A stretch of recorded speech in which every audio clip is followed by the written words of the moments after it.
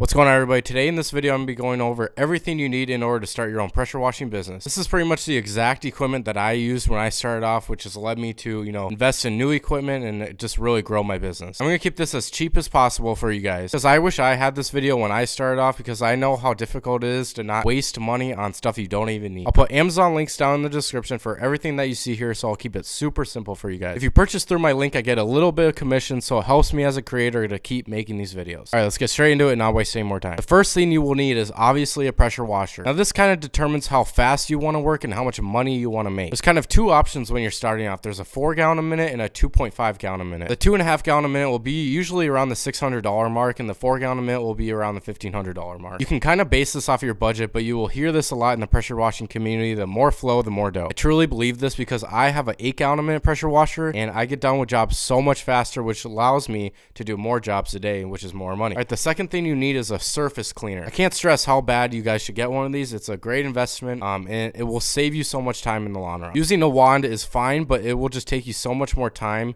to use a wand on a driveway or sidewalks rather than using a surface cleaner, which is basically like a lawnmower but for pressure washing, and you'll get done with jobs so much faster. Just trust me, buy one of these. One quick tip is never use these on asphalt surfaces because it will etch the asphalt. Asphalt is very soft, and concrete's more of a hard surface, so make sure you never use asphalt.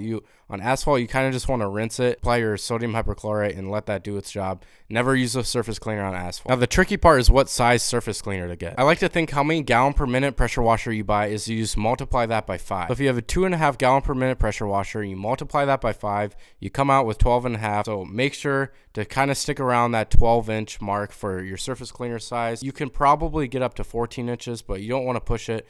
You don't want to get above probably a 16 with a 2.5 gallon per minute. You'll just go so much slower and it will slow you down. Just trust me, get one that's your size and you'll go so much faster. When I started, I had a 4 gallon a minute pressure washer and I had a 20-inch surface cleaner, and that worked pretty well. Yeah, I would think I would definitely do that again if I had a 4 gallon a minute pressure washer, but I would not go higher than that. The third thing you need is new surface cleaner tips. The surface cleaner tips that come on your surface cleaner are trash. They will etch driveways. So the ones that I'm going to be putting down in the description, they just have a little bit more of a fanned tip to them. This will allow you to clean better and make sure it's not really of a precise pressure to the driveway. That way you don't destroy or etch anything. Now, before we get in the rest of the items, I want to really quickly tell you guys about my brand new Patreon. If you're very serious about this industry and want to actually grow, I created a very private community that I show how I grew my business to be a 6-figure business. I knew how challenging it was to grow organically. I never spent money on Facebook or Google ads. I think those are a scam. I'll really show you guys how I took my business to the next level. I post super detailed videos on how I land huge jobs, find clients, advertise properly, what chemicals to use on different surfaces. You'll never find the right information on YouTube on how to actually grow because I spent hundreds of dollars in different courses and different stuff. So I put this Patreon together to show you guys what actually works. The level 3 rank will give you access to me 24/7, so you can chat with me directly and ask me as many questions as you would like. If you guys just want to get the base level for the videos, I try to keep it as cheap as possible. We're the cheapest out there. It's only $14 a month. I will be limiting how many people can join because I want this to be a super close community and I don't want this to be a big thing. So if you guys are very serious about this and actually want to grow, I'll put a link down in the description for you guys to go check it out. All right, now let's get back to the equipment. So the fourth thing you will need is a Flexzilla garden hose. I have started with these garden hoses and I still use them today. They're the most durable, flexible, and lightweight hoses I have ever found on the market, and I promise if you guys get these, you will not regret it. These are around $70 for the 100-foot one. I recommend going with the 100-foot one rather than the 50-foot one because you would much rather have more slack going around the house rather than being short and not being able to reach a certain spot in the house. So just spend the extra money, get the 100-foot one. Those are the hoses that you'll connect to the pressure directly from the customer's house, and that's where you'll get your water source from. The fifth thing you will need is a high pressure, non-marking pressure washing hose. This is the other hose that you'll be connecting to your pressure washer, and this is the main hose that you'll be using to walk around the house and pressure wash with. I also recommend getting a 100-foot hose with this as well because then you have up to 200 feet to reach with, and you can pretty much get every residential house with that amount of distance. The sixth thing you will need is a high pressure ball valve. You can find these for around $30, but this is what you'll need to put on the end of your high pressure hose in order to turn on and off the water. This will also save you so much more time rather than just turning off your pressure washer every single time. that you got to switch tips. So just get one of these. It's worth the investment. Another quick tip with those things is whenever you are done with the job, turn off your pressure washer and open up the valve. That will get all the rest of the water out of it and get rid of the high pressure. All right, the seventh thing you will need is an X-Jet. If you guys don't know what an X-Jet is, I'll put a link down in the description. That a video that I made.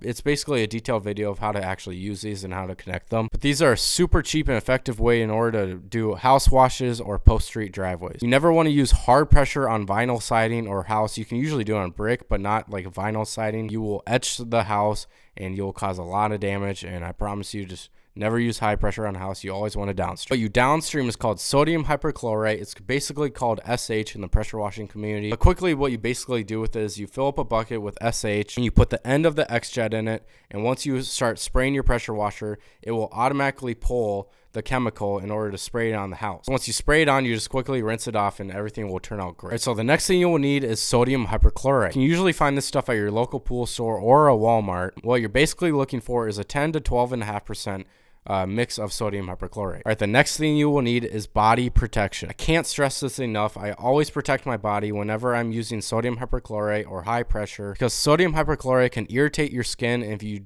get that in your eyes, it's very painful. You pretty much have to call a doctor, but you can rinse it out. Just get goggles and get all the stuff. I'll put links down in the description. Make sure you get all the stuff to protect your body. Next thing you will need is a high quality pressure washing wand. These are around $50, but this is what you'll use to connect to your X-Jet and spray water or bleach on people's house. Which leads me to the next thing you will need is an M5 twist. These are basically attachments that allow you to open up and close the spray on how wide it gets and how close it gets. So if you want to get a certain height on a house, you can just close it a little bit and it'll shoot way up there, or you can open it back up and it'll shoot a fan tip if you want to get a lot of surfaces. Next things are a J-rod and a wand extend. So I wish a surface cleaner can get every single corner, but it sadly can't since it's round. So the wand extension you will put on the end of your pressure washing gun, and then the J-rod you put at the end of the wand. This will allow you to spray hard pressure on concrete, on corners that you can't really get with surface cleaner. Or if you're on a side of the building, you can't use your surface cleaner on the side of the building. Next things you will need is all of the attachments in order to connect all these things together. So sadly, you can't just purchase all this stuff and just plug and play. So for high pressure hoses, you'll need 3/8 quick connect. So you're going to want to put one at the end of your high pressure hose in order to connect to your ball valve. And you'll also want to put one at the end of your gun to put the M5 twist and to switch between that and the wand. And you'll also put one at the base of your pressure washer where you connect to your high pressure hose. This part was also confusing to me, so I'll put links down in the description for detailed videos on how to connect those things. Next things you will need is O-rings and a toolbox. It's always good to have an extra set of O-rings, and O-rings are basically little rubber circles that go in the end of your high pressure quick connects, and most of the time those break every other week that I found, and nothing's worse than having one of those break when you're at a job. You'll know when they're broken when there's just water spewing everywhere on those little quick connects. So just turn off your pressure washer, take the old one out, and put a brand new one in. Having a toolbox is also crucial just to put all of your stuff in it, and so make sure nothing's just rolling around in your car or your trailer or whatever. Next thing you will need is a commercial spigot key. You guys ever work on commercial work? 90% of the time they won't just have those twist valves that you can turn the water on and off with. You will need the special key to put it in and open it manually. So I'll put a link. They're very cheap, but you need one of these in order to turn on water. The next thing you want to have but necessarily don't need it is garden hose reels. Having to hand pull in all the hoses when you're done with the job takes you about 20 to 30 minutes, and I promise you these things are only around $200 to $300, but it will save you that much time per job just to manually crank these in, and you'll be so thankful and you won't be exhausted hand pulling each hose in at every single job. I'll put them down in the description for the best two that I found for the garden hose and the high pressure hose. Connecting the high pressure hose to it is a little bit difficult, so I made another video on that, on how to connect that. So go check that out if you got a garden hose reel. If you get hose reels, you will need 2 whip lines. These are basically 2-foot hoses. One's a high pressure and one's a regular garden hose. These are basically the attachments you put directly to the pressure washer